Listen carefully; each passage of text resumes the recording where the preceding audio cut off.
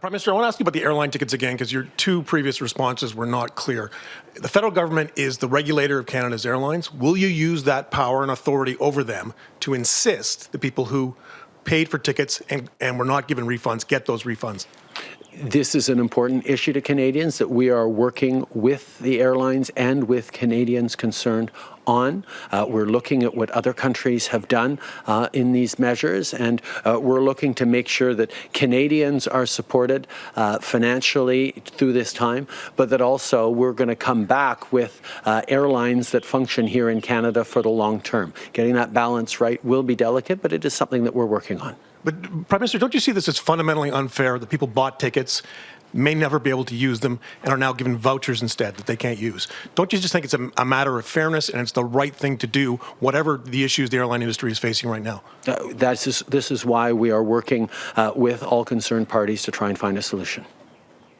Let's bring in Mike Le Couteur. Now, Mike, you have been looking at the airline sector specifically, and there were questions posed to the Prime Minister about that. Anything new on that front?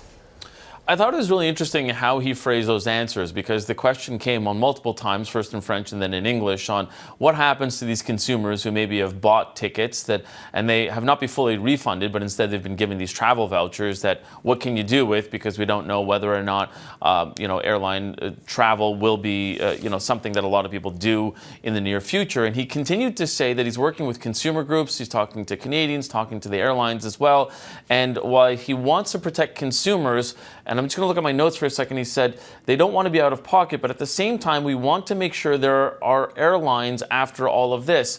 So clearly, he's feeling some pressure from Air Canada and other airlines to make sure that the government, which, as David had said, Transport Canada does manage a lot of these airlines, or manage in terms of the rules and regulations around them, that clearly there is some pressure being felt on this government to not force them to give refunds back, so that Canadians are now holding on to these travel vouchers, even though their trip was canceled as a result of COVID-19.